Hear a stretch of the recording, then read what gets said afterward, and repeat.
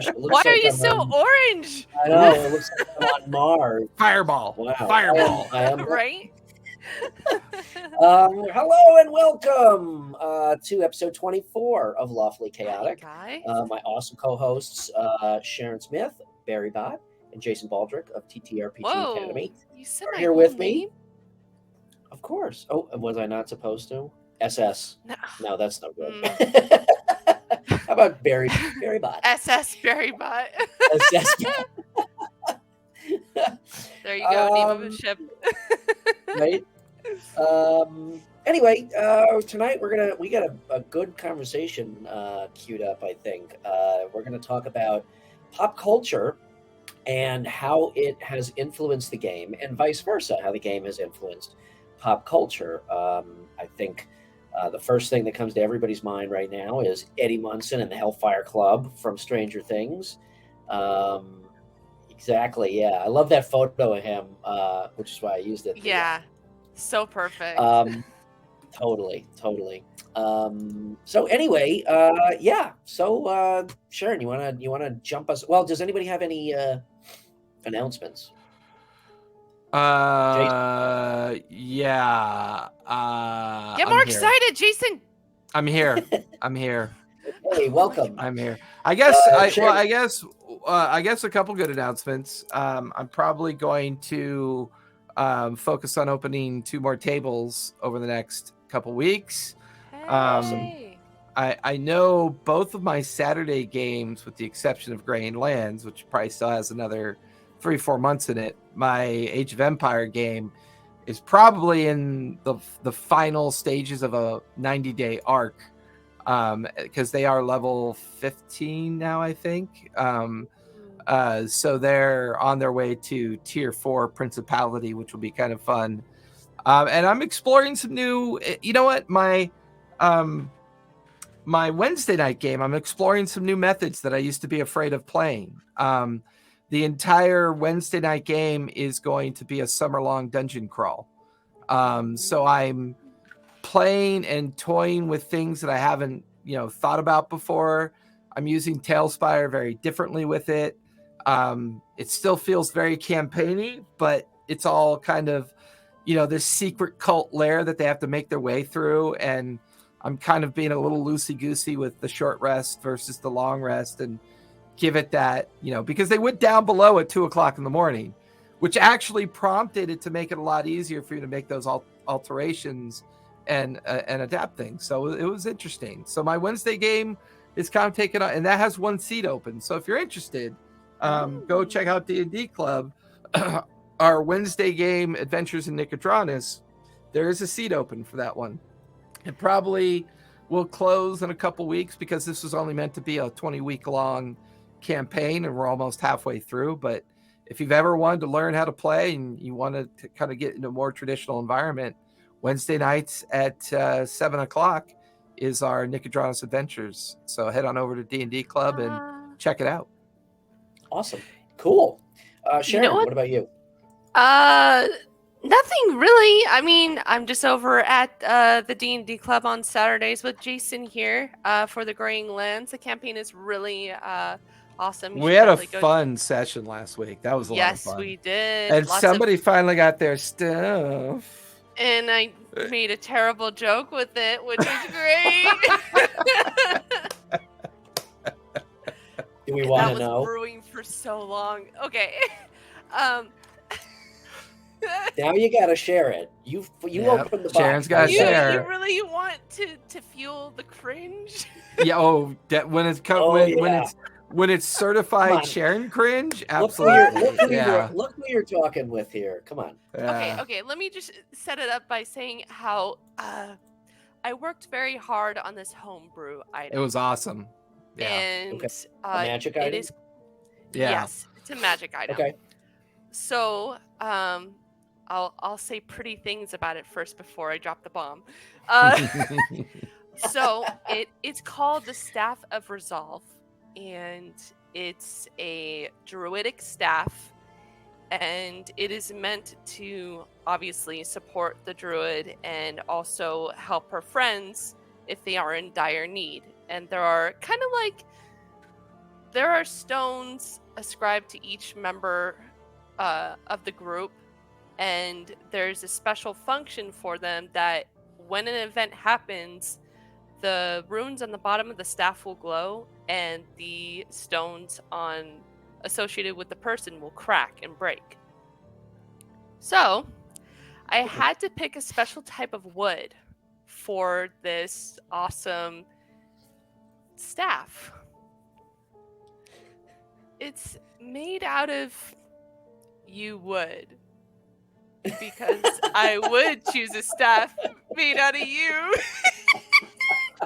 Oh, it was great, and she loved it so much because it was her joke. So it was awesome because it can be a little cringy when you're making like wood references and stuff like that. But then we just started playing with it, and it was like, I was like YOU or YEU wood, ha ha ha ha, and she was like you.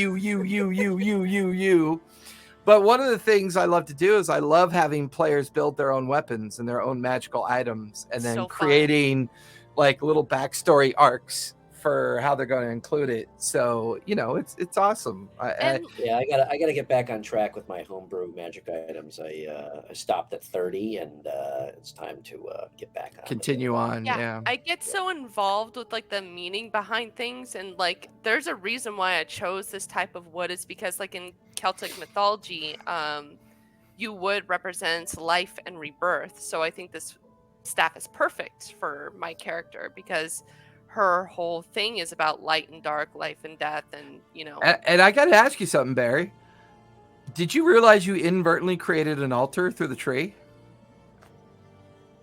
And that's like a focus, right? Because that's kind of like a focus of your character type and what you do. After that session we had, I wrote 3 pages a page of epilogue, a page of prologue, and then a page of how I felt that tree was going to evolve over time. And assuming you make it to level 20 and, we conclude the campaign and everything's solid, I want to include it as part of your, farewell or your homage to the idea of, that particular campaign. It just really felt like I thought you purposely... Yeah. I felt like you were doing that intentional, but it felt intentional. You know what I mean? Like now we've got that life tree, which by the way, it's a yew tree, right? And now it's going to be a beacon to all the other Kalishtar. So now it's because of what you and the others did to secure the valley, that tree has become this magical altar, which is what the very kind of like idea of your character was at the beginning, which I thought was amazing. Yeah, once again, a good example of how we stumble across something sometimes. Yeah, and it's supposed to resemble hope too. So like, that's Mira's whole MO too. And like, for any travelers that come to that city, that they'll be reminded of that tree. Yeah, so, that's awesome. Yew is also the traditional wood that they used to make longbows out of. Yep, very flexible, very sturdy. I guess, Brian, do you have anything going on lately? I have lots of stuff going on. I finally got my hats in. I saw that. That looks pretty cool. I had the only way I can it's reversed. The only way I can do this logo on a hat, it's too detailed to embroider, is PVC like rubber patch, and it turned out just perfectly. So that's awesome. It was like a 3-month process to source it and work back and forth with them. But hats are finally in, so I'll have those up in the shop soon. What else? I got a lot of things in the hopper. We'll just leave it at that. So I think that's a good segue, since we were talking about the yew wood, the Irish kind of background of something, the cultural background of something, the natural background of something. I think I saw a really cool meme. I wish I had saved it to kind of for us to share with each other, but how dare you tell me the truth about my fantasy, right? That's always been the kind of underlayment of the idea of playing these games and being involved in these games. So our topic that we kind of all agreed upon last well, last week or the week before, I don't 2 remember. weeks Did ago. we? Before. Yeah, week before, because I know Barry got busy, which was, and oddly enough, I was busy, and turned out I had wasted my time. But anyways, we were busy last week. It's well intentioned. Yeah, but 2 weeks ago, we started chatting about game systems, game mechanics. Well, not really. We tangented into game mechanics, which was a huge mistake on my part. That's more. Yeah, no, I know. Whoopsie. And that's kind of what happens with old gamesters like me and Brian, is that we become so tunnel visioned on something that we used to be so passionate about. We forget and we close our ears to the stuff that we were supposed to be talking about. So, as we do better in the future, I really do appreciate sharing your feedback and the fact that you called us to task. And I think a lot of people are afraid of that. I think a lot of people are afraid for those kind of reflective moments, which focus, focus, which then inspired our bullet list, this amazing bullet list. Yeah, I know, right? The butterfly effect game I want to work on. So the bullet list was broken down into four points.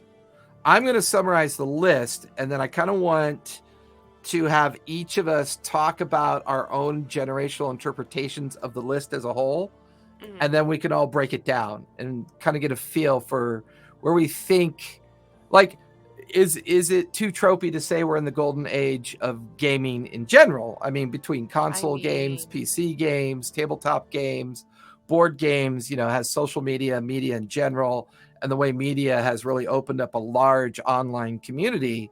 Has that become the tugboat to the idea of the golden age of gaming? I mean, we're in a new kind of renaissance period. But quick summary here. So this was a list that I had in my head, but somebody else did a better job of pulling things out of thin air and actually organizing them. And I think a real telltale sign of this, if you're a fan of Stranger Things and if you're a fan of Joe Mangalenga and the others, I love the nerds. I'm an Irish guy. I refuse to speak Italian. Joe Manganello. Manganenga. Joe Manganenga.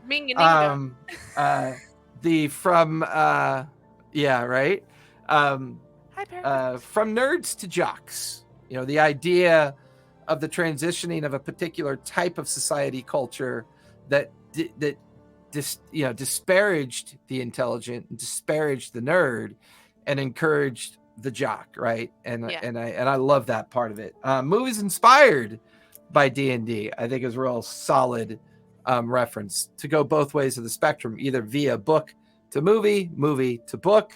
I think we could all agree on the Conan. You also have to take into account which of these did D&D have an influence on, and which had an influence, and vice on versa. D&D. Yeah, the throughput idea, right? Yeah. Like I really like the fact you add Excalibur to that list, Cher. Most people wouldn't, because they're not.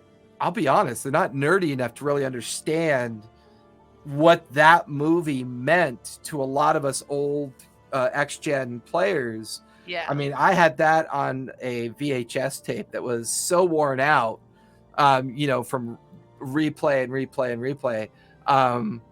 I'm Irish heritage. I'm third generation Irish from Londonderry, County Donegal. Is my generational heritage. I've been to Ireland 4 times. It's a wonderful country. No way. I love my Brits. I love my Irish, and I love my Celts, and I love my Scots. I've been there once. Where did you say now? Londonderry. I think I've been there once. Okay. Anyways, let's silence Brian really quick here. Where's that button? So I love the way that there's obviously an age difference between the three of us. I was so thrilled to between 2 of us and 1 of us. Well, but I think our experiences are unique. I have a very West Coast X generation surfer, beach skater, underground nerd experience in the Southwest. I think, Brian, you probably had more of a Midwest East Coast experience, and then Barry Bot's the newer generation that's coming into this general idea of establishing their relationship with these games. I was so amazed to see that you put Excalibur on there. That made me feel so good. I would say the only thing I didn't see on here, which most people wouldn't know about is the D&D reference at the beginning of ET. That was Yes, I was an thinking about putting amazing, that in there. yeah, but I wasn't sure if it fit because Yeah. once again, Stranger Things felt like the entire breadth of its content was It was very D&D-ish. intentional. It's very, so the idea, good point, intention versus unintended, right? Right. The D&D shows. It can be argued, though. I was actually thinking of ET and that it should be on here.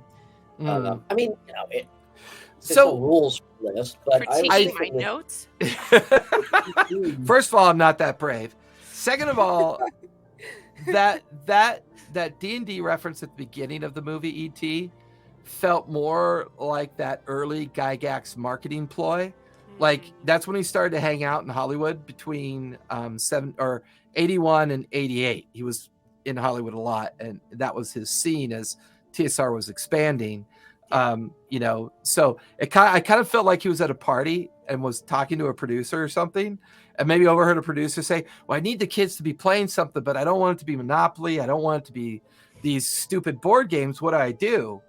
And then I just imagine, hold on, let me finish, because I just imagine his giant Gygax head is buried in a giant pile of cocaine, and it lifts up out of that giant pile of cocaine. It's like a cloud. He looks over to see the conversation, and he says, I got the game for you. And, he's got his book. Push you to my little game. Oh, my gosh. Maybe. I don't know. I just like my fantasy not to be interrupted by truth from time to time. Okay, so that you tend to overanalyze certain things. I'm an analytical person from my you background. You are, yeah, and I don't fault you for that. That's very true. I think that, be that as it may, and I don't argue that point with you. That could very well be the case. However, I look at E.T., that little scene, two ways. One is that it shows that the kids were fantasy driven and imagination driven. Okay, and I think that had an aspect to the story. Yeah, definitely. Also, to my knowledge, that is the first time that Dungeons and Dragons appeared in a TV show or a movie. And to me, that's a pretty important thing. Yeah, in a not negative way. Yeah, not in a negative way. Yeah, up to that point. Panic, but there's a bunch of kids sitting around and their mom is right there. It was just subtle. Yeah, and they're playing D&D. So I actually think that it has more importance than a lot of people give it credit for that very reason, because it gave people who have heard the term but had no clue what it was about, even a tiny little 1.5 minute insight into what actually goes on when you play D&D. Well, you sit around a table and you got a bunch of pieces of paper and some little figures and some dice. So I definitely think E.T. belongs on the Talk to me about the D&D like shows, Sharon. What inspired you on that part of the list? Oh, well, I was just thinking because currently nowadays there's a lot more involvement with D&D in general, just like how you guys mentioned in like movies back in the 80s. Like there was just like subtle nods. There wasn't much I'm not sure if were there movies that were negatively portraying D&D back then? I would think the only one was the one that Tom Hanks did. Which one was that? Like mainstream Trolls and Mazes, or Mazes and Trolls, or whatever it was called. Really? I've never even heard of that. Yeah, I'll look it up and give you the precise name. It was basically a kind of approach to a very unique, dark time of the game when a college kid went a little apeshit and ended up playing out the game in the sewers in the local city that he was in. What? And got lost and died, or he was murdered in the sewers, and then it got turned into that Tom Hanks movie. Okay, next episode of Lawfully Chaotic, we're not going to talk. So... We're going to show that movie. That is so dramatic. Oh my gosh. Mazes and Monsters. Mazes and Monsters. Okay. Yeah. Well, it's really good. Actually, it's really good, since we're on the idea of culture, and then I want to have Barry talk some more about why she picked those shows, because I think that is a very culture-driven list that she's picked, and it shows a very difference in the way that we consumed it and reused it in the 80s and 90s, and the way the modern pop culture generations are consuming it and reusing it. It feels like we've hit that point where when we played it was dough and we were cooking dough. Now I feel like with Barry Bot's generation, they're dicing up the ingredients, they're picking out things that make sense, they're assembling it, they're using seasonal ingredients that make sense, they're using salt and garlic, and they're making that flavor of it. You know, I feel like the emotional link to the newer generation, which I happen to enjoy. I love everything on that list that you put on there. I love the fact you put Avatar on there. I think that's a very D&D show. It totally so really quick, is. Paradox says there were other references of Bad Light on D&D in the 80s. What? Oh yeah, there were. Absolutely. Really?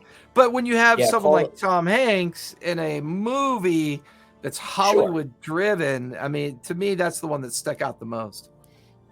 Oh, dare they burn books. Nazis. Really? Yeah, it happened. It was a real thing.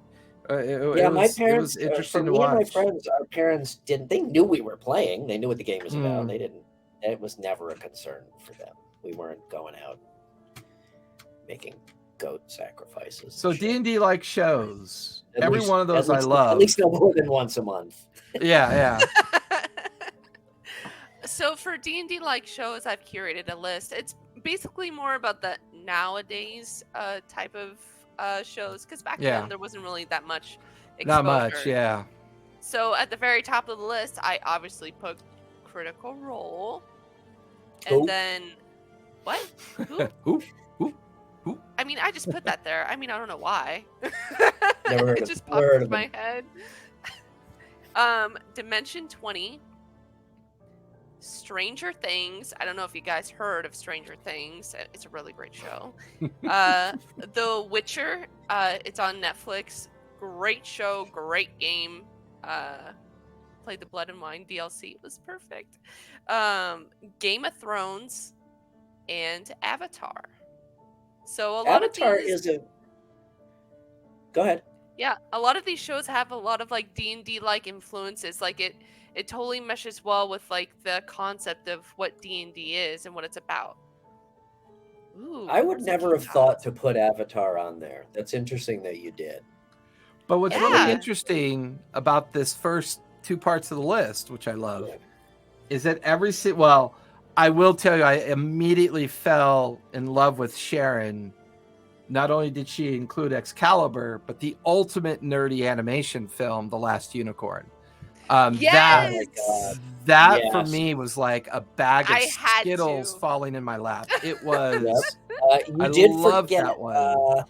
Legend and Labyrinth are both awesome. You forgot Neverending Story. That's right. Oh. See, and Dubtech, Lord of the Rings is on there. It's at the top. It's up in our movie-inspired D&D, because what we, Wheel of Time. Wheel of Time. And I do like Twisted Duo's reference about the Dungeons and Dragons cartoon. Now, to be fair to the cartoon industry, all the cartoons sucked in the 80s. Let's just be straightforward. Even the Lord of the Rings animated movie. Well, that was Rotoscope. That was Rotoscope. But I'm going to be brutally aesthetically honest about the cartoons in the 80s. They were horrible. Now, some were graphically horrible, but had really cool stories, right? Some looked unique, like watching Robotech for the first time on mainstream TV, which was so super D&D to me during that time of my life. All of these are the hero's journey. Everything that we've referenced so far is, and I don't want to make it sound like we're going to call it a drug, but heroin or hero back in the 80s and 90s, that was the hero or the heroine's journey. As far as I'm concerned, a hero is genderless to me. A hero is a hero. I gotta jump in. You ever watch Chappelle Show with Rick James? The Rick James kid. Man, cocaine is a hell of a drug. Yeah. D&D is a hell of a drug. But it's like, go ahead. Go for it. two-part question. First part, what Mhm. movie do you feel had the most influence on the game? One movie.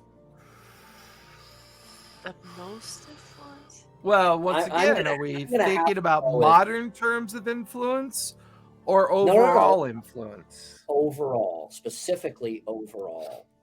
I I'm think gonna Lord of the and Rings. I'm gonna say Lord of the Rings. Yeah. It'd have I to mean Um, be. that basically is D&D. It's the hero's journey. It's all the different races. It's all the intertwining storylines and the plots. It's it's but here's So very much like you where, described it. yeah, I don't necessarily disagree or agree with that because once again, I think it's based on how a generation absorbs it. Okay, Um, so Matt, Twisted UO, hold that thought for a sec, okay, because that's part two. yeah. So Jason, what just you got to give us one. I would say the movie and that really felt super D&D to me was probably David Bowie's movie Labyrinth. And yeah. there's a lot of reasons why I go down that because I'm more of Yeah. the I kind of agree. aesthetically wild interpretive story like Oh, it you had forgot just Willow. enough. Willow's another one, Oh, but Yeah. once again it's based on how you absorb it because the challenge I have with Lord of the Rings is that it was already an amazing book that was going to inspire generations of first-time creators. mhm. Now, I if you're think going to talk about the modern connection to the golden era of D&D that began about 5 to 10 years ago, I Well, would hold on. definitely say, Hold on. Hold that thought. yeah, That's yeah, part two. okay, I will say that I do feel that Lord of the Rings is the opposite equation. I think Lord of the Rings had a massive influence on the creation of D&D, whereas I think Yeah. correct, D&D had an influence on Labyrinth. correct. Now, I would part agree with two that, yeah. is okay. Now, part two is modern influence in this new world, pursuant to your 5 to 10 years, or even 5 years. One movie or show that has been key in bringing D&D to the forefront. And I'm not talking about Critical Role. I'm not talking about podcasts. I'm talking about a TV show or Right, movie. right, right. And that's where I'm going to go with I Stranger mean, Things. I already know my answer. I already know my answer. What's Because that? it covers both the gaming culture and the physical culture. Big Bang Mhm. Theory. Big Yeah. Bang Theory. It Oh, changed. wow. That's a It good changed one. That's everything. one of my favorite Yeah. shows, and I totally forgot about that. It So, Lord of the changed Frontiers everything is from a very reflective perspective of the nerd getting the girls. And not only was the yeah, show itself a hero's journey for both women and men, but they were so transparent in their nerdism that it played out in these amazing, very kind of D&D-esque influential ways. And it really brought in a narrative of a very uniquely evolved culture of a generation. And to me, if it's strictly TV, mainstream, having TV an or movie. influence, Big Bang Theory definitely, I think, had a huge influence Wow. on That, Hollywood. I think it had an amazing yeah. influence on Hollywood. Mhm. Um, I'm going to, Yeah. well, Sharon, I want to hear your answer. Yeah. So obviously it's Stranger Things, but before I even jumped to D&D, like the show that I watched that had the elements of D&D, I mean, guys might cringe, but it's Supernatural. I think Supernatural was a very D&D-esque show because it's about two brothers fighting against, the hordes of Mm. hell and having to Supernatural is a great contend example. Yeah. contend with demons and spirits, and Yeah. they use Yeah. magic and alchemy. So like, And they're very yeah, much anti-heroes, which I really very. love But that aspect of I them. guess, did Supernatural, I guess my question is, what show served to keep the wheel in motion or accelerate the wheel of getting the game out into the mainstream? I actually, as much Oh, as Stranger Things is great, Big Bang didn't occur to me, and I think that's a mhm. fantastic uh, correlation, actually. Yeah. Well, but go ahead, Cher. Well, it's just interesting question for me. Every movie that was D&D thematic was a disappointment from what I That's imagine. very accurate. How long have we been waiting for a good D&D movie? Decades. So that's because Matt is as much of an old curmudgeon as. Go ahead and finish your. Yeah, I know, right? Go ahead and finish your thought, Cher. Well, like I said about Supernatural, or even like Buffy the Vampire Slayer. These were all very alternate fantasy shows, and these were like in the 90s, like early 2000s, like fantasy like shows started to pop up, and I think it kind of like greased the wheels for like D&D shows to come into play. Yeah, because I think superhero shows. Yeah. How long as kids, how many rat shit superhero movies came out? The original Captain America, the old Spider-Mans, the fucking first Punisher. I think I don't know if it's fair to say that, but with the advent, when was Iron Man? Was that 2000, 2008? Yeah, maybe. I mean, maybe that's a little late, but I guess where I'm going is there's a lot of money in the comics bringing that to life, to the screen, and I think that, to your point, Sharon, may have kind of helped. It's now okay to spend $50 million to make a movie about people running around with swords and actually do it well and do it justice. Yeah. Well, I think looking at the list, MacGyver was the best superhero. That was good. Yeah. But once again, how many shows ended up being? Yeah. Yes, definitely. Thank you. Well, and again, one of my favorite movies. Yeah, I mean, Torchseer brings up a really good point about generational realities, right? With Princess Bride. One of the things I think all of these late 90s, early 2000 influences had on the 3.5 and later editions, I'm going to ignore 4th edition for now, but I'd also say on a lot of independent titles that were coming out at the time, was the idea that a game could be emotional. Because you had all these inspired shows and movies coming out exploring things like gender, relationships, family relationships, professional career, our relationship with, our understanding of society. And those became the backdrops and the background story to this amazing opportunity to create these themes and these settings for people to be allowed and feel safe in a new way of kind of playing a game. So I really felt that the Hollywood revolution of inspired or inspiring D&D commentary, and the acceptance that Hollywood finally gave it in the 2000s, really I'm gonna jump in. Yeah. I'm going to jump in right there because it's a perfect segue. Sharon, go over your celebrity D&D player list, because this is a good that list too, I think, has a huge influence, and there's another aspect of culture that I want to bring up when you're done with the list. So go through what you found there.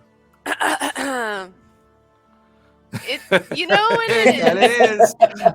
Well, so is Star Wars, for that matter. Although I would argue Star Wars more so because they have swords. Well, that, and it was based on samurais, but go over your list. Was it really?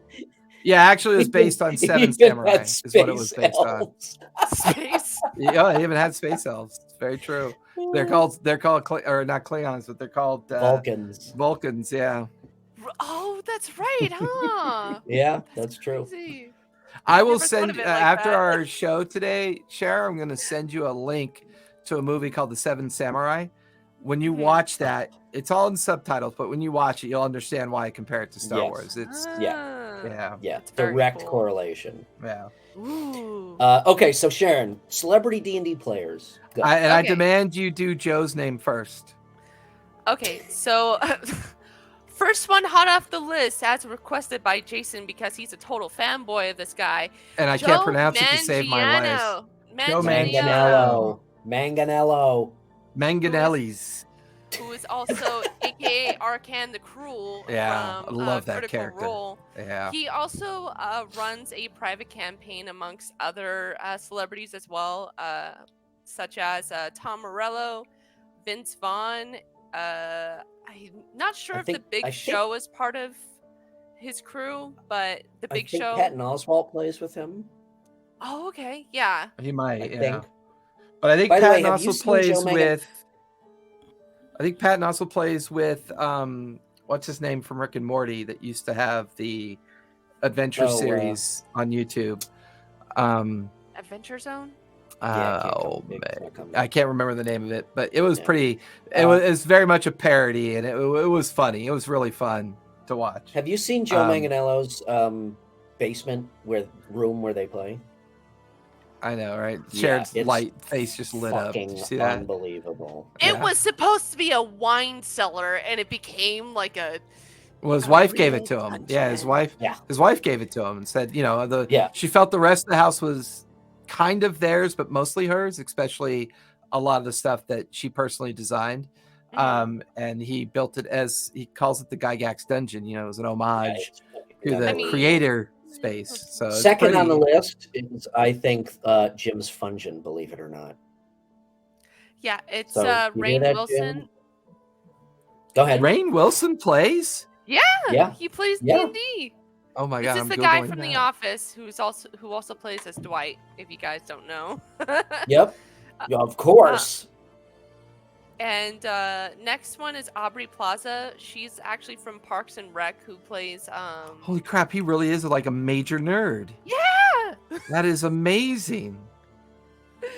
I mean, come on. Yeah. He was even dressing up as like as an online LARPer, like that alien guy. I forgot his name. That's crazy. Witcher actor is oh Christ, what's his name? Witcher Superman actor. Yeah. I always forget his name. God. Vin Diesel plays D&D. Yeah, he loves playing D&D. Yeah. And you know what's cool is that The Last Witch Hunter, to kind of bounce off of that comment, The Last Witch Hunter was actually based on his D&D character. They just like tweaked the name, and that was pretty much it. Henry Cavill. That was really cool. Henry Cavill. Yeah. Oh yeah. Yeah. Keep going. So you could say that that's kind of a D&D movie, sort of. The Last Witch Hunter. Yeah, I think so. I think so. But once again, the idea of the influence being the influencer, I think D&D now spends a lot more time potentially influencing things than being influenced anymore. Yeah. I think in the 80s and the 90s, it was probably the other way around. Because we didn't really have all those different ways of absorbing things that could become games. But now there's so many opportunities to play the game differently. 6mm tabletop D&D, battletop D&D, these new solo adventures that are popping up. People are writing rules and mechanics for solo D&D now. And I feel like D&D is now becoming more of an acceptable tabletop game. I think for the longest time, for the last 15 years was RPG is what it felt like. And before it was RPG. I utterly disagree with solo D&D. The whole game is I haven't played it yet. I just know that people are building that way. Yeah, play a video game. Goddamn, sit there with your friends. So the reason I want. Oh wait, you got more on the list, Sharon? No, I'm good. I'm good. There's Go ahead, Sharon. Stephen Colbert, who also played a one shot with Matt Mercer for the what is it called? The Red Nose Day. Yep. That was so awesome. And my favorite name on that list, And Sharon, can you guess which is my favorite name on that list that you made? Ashley Johnson? No, Deborah Ann. He's an amazing DM, just absolutely phenomenal DM. It's just amazing. I didn't know Jon Favreau actually played. That's pretty amazing to me. There's an interview with him on a chef show that he was doing. Yes, he did that Netflix show one. After he did the movie Chef. Yeah, he learned how to cook for it. Yeah. And he said, "Hey, I'm just one of those guys. I would just stay at home and try to level up my thief." When he inserted that into his interview, and I just thought it was amazing. Yeah, and then there's Tim Duncan, who's from the NBA. He actually has a tattoo of his D&D character, which is a wizard, and I thought that was really cool. Shit. Yeah. I've heard that before. I was surprised. Once again, back to your nerd versus jock reference at the beginning of the list, right? That the way that society used to split everybody in the past. Like, I feel like that's gone now. You know, I feel like in the consumer space of how we consume games, that old method is gone. And that's where I was leading up with this list is Right. once again, you know, to talk about the generational aspect, which you and I are familiar with, but Sharon less so, or in a different way. Right. You know, when we were kids, it was like, yeah, okay, well, we're the nerds, and we play in our basement with our group of friends, and we don't fucking talk about it or tell anybody because, oh, well, you're a nerd, you play D&D. Yeah. Now, and I don't know if, you know, these people came out because the game is okay to play, or if them coming out has made it more mainstream, but it is now. It still amazes me. Not only is it okay, and it's ridiculous to even use these terms because it's so fucking stupid that it was never not okay to play, you know? If it bothered you to be labeled a nerd, I never really gave a shit, to be honest. But it's now like, it's more than just accepted that you play, but I can't tell you, like, people that I would never expect, my wife being one of them, to say, oh, I've always been interested in playing, or I want to play, or I want to give it a try. It just blows my mind because it was such the antithesis of that when we were kids. And I think it's great, Sharon, that you are in this time that it is so prevalent now, and making these inroads, not even making, it's made it, okay, into mainstream, you know, Hollywood movies, TVs.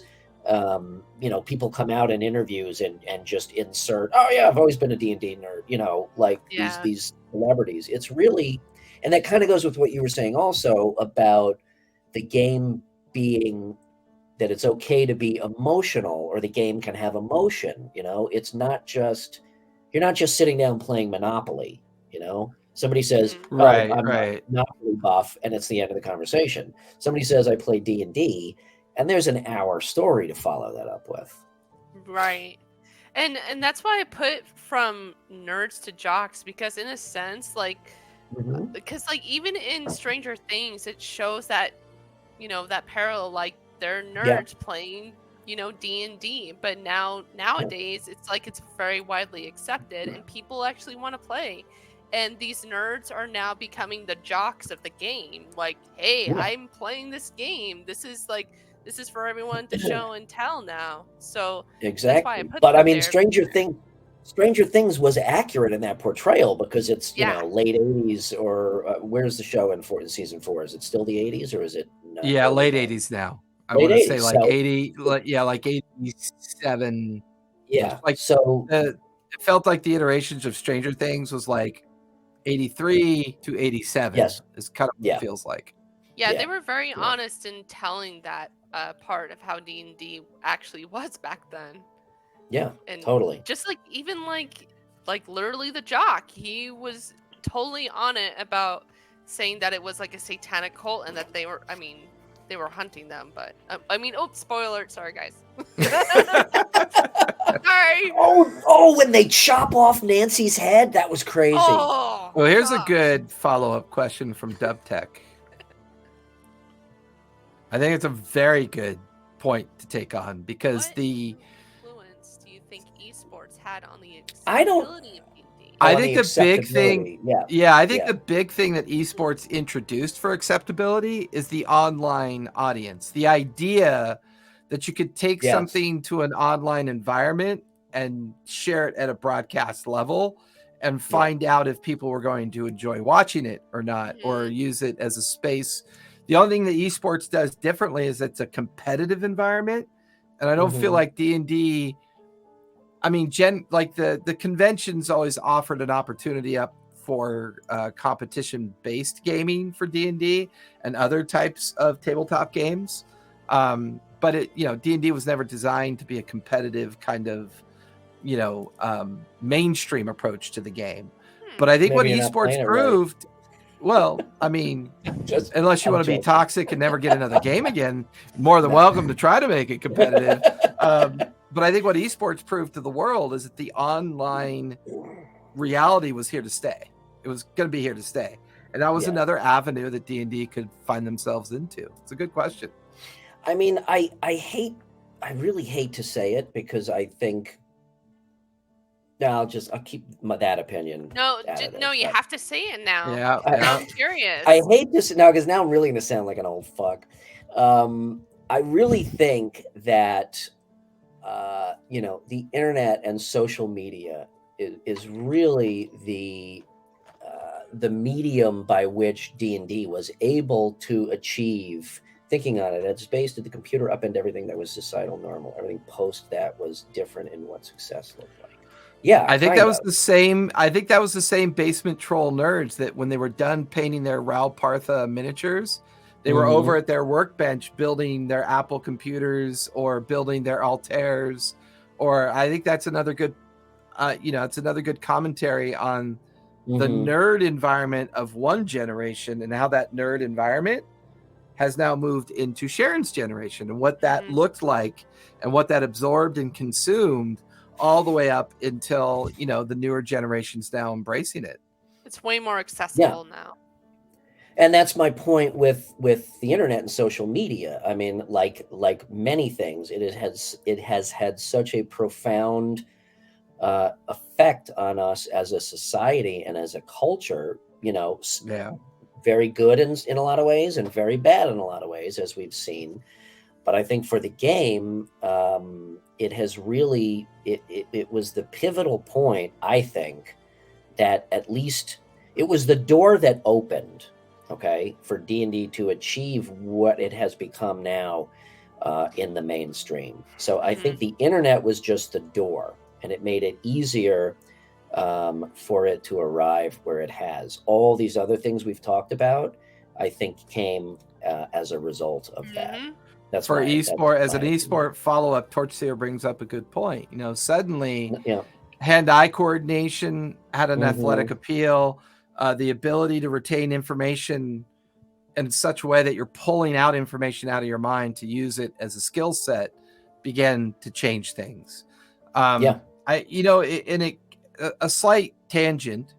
The idea of, I would love to ask, was Harry Potter inspired, by D&D to a certain degree? Sure. I know that Harry Potter probably has a more of a societal, systemic question about acceptance of people just being different and how society challenges that. But it feels a little D&D. Of course, we go back to the hero's journey, but I would probably say the very last two parts of Harry Potter were very D&D. The climactic struggle to win the great battle over the big boss definitely felt, D&D to me. Isn't there a D&D module that's similar to Harry Potter? Isn't there? There's a Magic Academy. Well, I know they came out with the chat. Help me. I know that D&D Beyond came out with that content where the whole thing takes place in like a university or whatever. Yeah. But as far as older stuff, going back, there's always been kind of Harry Potter-esque approaches. Is it like Strixhaven? Yes. Strixhaven. Thank you, Torchseer. I think that's the modern interpretation of it. Yeah. I think I've watched Guild Superior play Harry Potter TTRPG. Like they play a Harry Potter inspired themed game, and they run a short. I got another one. Goonies. Yeah, Goonies. Absolutely. I'm not sure how I missed that one. I am actually sad I didn't put Goonies. But I would definitely partition Goonies alongside like Last Unicorn, Labyrinth. But again, it was that journey that you speak of, and it was also like such an element of childlike fantasy and imagination, and it was the Dragonlance influence. Yeah. The Dragonlance influence is a significant. The Hickman Weiss, catalog of 250 books in the Dragonlance world. That's a lot of inspiration for sure. Oh, I love. Yeah, if you guys could think of anything else, share it with us because Yeah, chat, you're on fire tonight. yeah, you can bring up some good points. So, I know we don't have a whole lot of time left. What is on everybody's, like, considering the way D&D is right now, the way it goes and everything, what do you think is the next inspired theme for D&D? Like, where do we think this thing is going to? Like, what is it Are doing? you specifically talking? I mean, Spelljammer. Like when you say that, media-wise? Spelljammer. No, I just is the think first from thing a that pops culture in my mind. perspective, what do you think the next culture, or not culture, what do you think the next generation is going to do with it? Like, I have a 6-month-old as of tomorrow, right? I have, well, yeah, it's a good point. I think it's, that's a really good point. Is VR, the next LARPing. generational theme going to be more digital, more interactive, more integrated? Because I see a lot of unique things popping up in the VR community, like an entire VR table that people play at now. I've seen that before on the Dungeon Run when they were experimenting with different ways to play remotely. I thought that was fascinating to see it. But once again, that technology always has that little bit of weirdness that doesn't quite have the elbows on the tables staring at Sharon as she casts fireball and destroys everybody inadvertently, I mean, I miss that. I miss that tactile, physical, I around still the do table. too. I still do too. But I could also see, D&D Ready Player One, basically. Yeah. And I could also see another aspect I could see is kind of the combination of the at the table and the remote of maybe drawing in the audience as part of the actual game, almost like a choose your own adventure, where the audience basically kind of is participatory in the story itself. That'd be kind of cool. Didn't Critical Role do something where they had the audience make NPCs or something? Like they had them name the NPCs? If not, that's a great idea.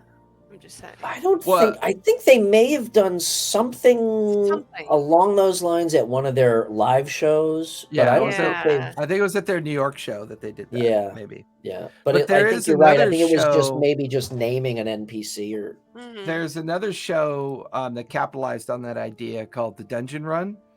There you go.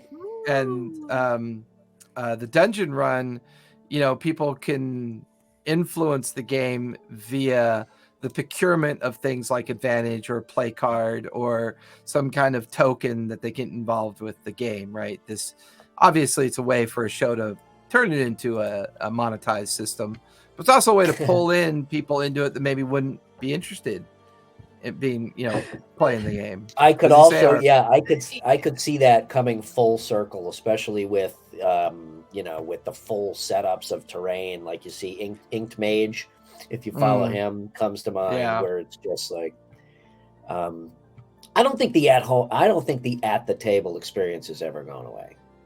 I think it is. I think it'll become. I think it is more so inherent in. That's the soul. I think it'll become more or less a rarity, though. I think if your option is to wait for a game where you have access to 20 people, or you go play online where you have access to 1 million people, it's always going to be that parity shift of I can either wait for months and hopefully play the game, or I can immediately start playing, just not having that tactile experience. Now, for a generation growing up online, that may be the best answer because they're already socially kind of integrated into that style of play, whether it's console, PC, or however their online experience is. If they have more of that experience rather than the table experience, it may be a better fit. I think the baby boomer generation views tabletop playing as nostalgia, right? And then the X-Geners embrace tech, but they also love the feel of the tactile game. But let me ask you this, though. Yeah. I mean, back then, the wargs are at the gate. It sounds like a very tiny warg. Bite your ankles off, he will. again, I'll go generational. We didn't have access to other players other than who else in school is a nerd and plays. Now, you're right. You may not have access to, a million people out there wanting to play, but I can go out and find any in-person game in Chicago right now and pretty But I much would be able say to that it's play. way more challenging than an online game. I think Well, an of course online it game is. could be challenging to facilitate, but I feel like a live dedicated table game could be a lot more challenging to replicate. Well, you know Well, I want to what? hear There's Sharon's. I want to actually hear like, Sharon's opinion since she is of this new generation. So, what Yeah. what are your thoughts?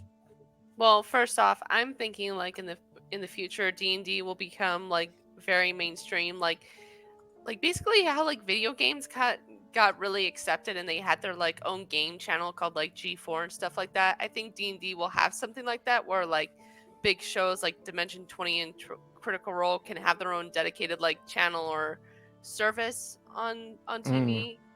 And D&D will definitely become way more widespread and accessible online. There's going to be dedicated services for that, just like for Meetup, but instead it will be at an actual site where you can actually go and find the different locations, like whether it's online or at taverns or bars that actually Yeah. are geek bars, which I already know a few off the hand that host in-game D&D. I So do miss going to the I'm game running. store and I'm running a running game. I'm running a bachelor party in September for a group that wants to do a game at a place a few blocks from me, and that's Well, how Adam started with the D&D club. yeah. He was doing local games in Ohio and had enough foresight to, once COVID started, say, "Hey, let's do this remotely." So, yeah. which Well, is I so definitely want to be able to rent out my studio more often to birthday mhm. parties. I just don't really know how to kind of get that word out there and how to organize or manage that. But the idea of getting a group of, teenagers or kids in here to play D&D as a birthday party. I've done that once and that was last year. Totally agree. Mhm. Twisted. Yeah, I Yeah. definitely agree. I think for somebody who is past that level of intimidation and knows about the game, I would venture to say, all of the mechanics of trying to get that game together and keep it going. I would venture to Mm. say that people would rather be at a live table than remote. But that is a very good point. It is very intimidating. And I think tables tend to be more like-minded and a little bit more Mhm. of a coffee filter for the way people are expected to play. So I really enjoy my stranger tables better. I love putting together a table of strangers for the first time and watching it blossom into this amazing story. I'll my Tuesday game, my 3 to 6 game, Saloon's Gift, which is an adventure that takes place probably 40 years after season 3, which I do that on purpose, but it's not important to explain. I had one of the most amazing experiences, and both players, both Troy and Kat, did they're both young, so I was a little nervous about it being played out appropriately, but their characters were gradually falling in love, like in the game. And they were playing it so respectfully and doing such an amazing RPG towards it, or an RP towards it, that it was the final affirmation I was looking for in my overall career as a storyteller. That's That they awesome. felt so comfortable and so safe. That's awesome. They did it in their cultural sense of a hookup. Like, Mm. the other 3 characters were off trying to figure out the Pallid One's mind palace and were having their own little side adventure. They had left Lexus and Umbrellas in the submersible, and they found themselves alone for the first time for an extended period of time. And they played out this amazing role play of 2 people that have been toying with the idea of their characters falling in love, finally having their physical interaction and confirming each other's love. But it wasn't done in a, like a kind of, any kind of way that would be considered toxic or negative or It was unprofessional. natural. And for me, the affirmation came from the fact they felt safe enough to do it. Yeah. Like they were so immersed in this game and their characters so well developed in their own minds. They felt perfectly safe with me as the narrator of the experience, not being that kind of cringy DM that goes, oh, that's gross, you can't do that, or yeah, you're really giving it to her, aren't you? That kind of like just very negative experience that maybe people have had out there. And we know the social media reality is 1% fantasy and 99% subtext. So it's like it gets consumed very differently, and that made me feel good. That was Tuesday. I felt amazing. I felt a 41-year career of playing games in general, and then obviously being a pro DM and having the absolute blessing of running 11 tables. Just it all culminated that day for me. Just kind of like I kind of felt that way for our Saturday game, Barry, because you guys gave me these intimate one-on-ones surviving that major part of the campaign, and all of you felt like your character grew. Like all of you felt like your characters actually grew, became something else, which we always talked about at the beginning of those campaigns. You may think you are what you are now, but I can guarantee you by the end of that game, you're going to be something different. Whatever that difference is going to be up to you to determine that. And I think that's the generational thing that we're missing now. I love my Zoomies and I love my millennials and I love some of my fellow X-Geners. And I love my new Y generations that are going to be exploring this. There's a reason why I left a generation out, because I have my own personal opinion on that and I won't bore people with it. But I feel like these generations of integrated people playing together and sharing both fantasy and some real life experiences that can kind of pop up in these new friendships is the very nature of the generational idea of playing the game. I have a question for Sharon. I think what you said is it's fantastic. It really is. And I think, in my opinion, I think that is the reason why, to answer one of your earlier questions, is that why people can actually sit and watch other people play D&D. Okay? Yeah. I think as a player, it's fair to say everybody loves rolling dice, okay?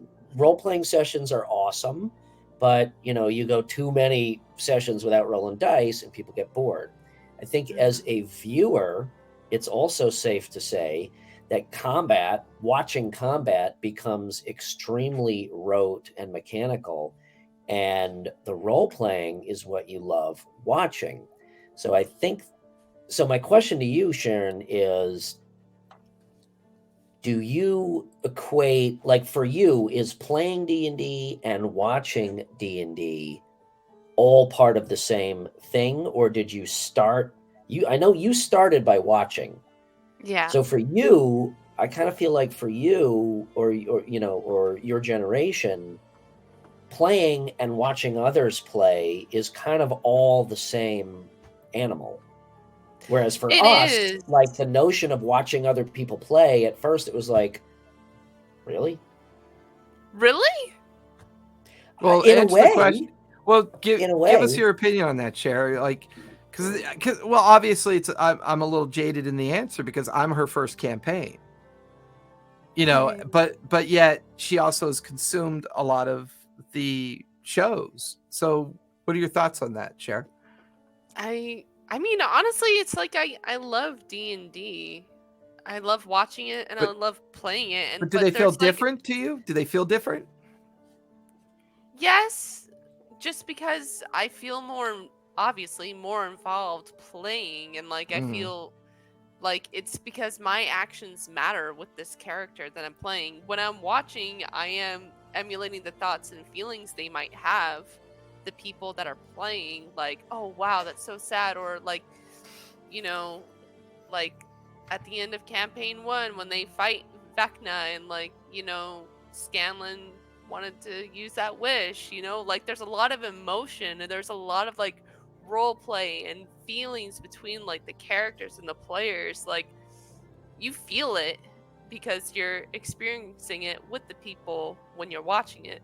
But it's different when you're playing because, man, you want your actions to matter, and you do want to save the world. You do want to protect your friends.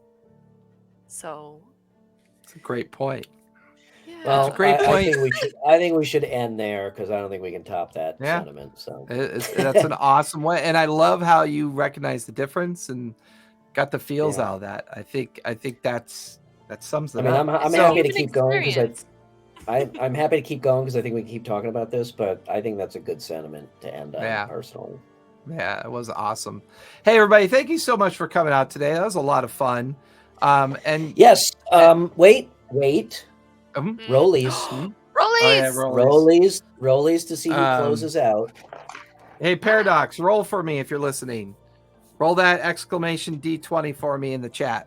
Jesus Oh, wait, Christ! Last time we did this, don't know. what did I roll? A 2. What did I roll? A 2.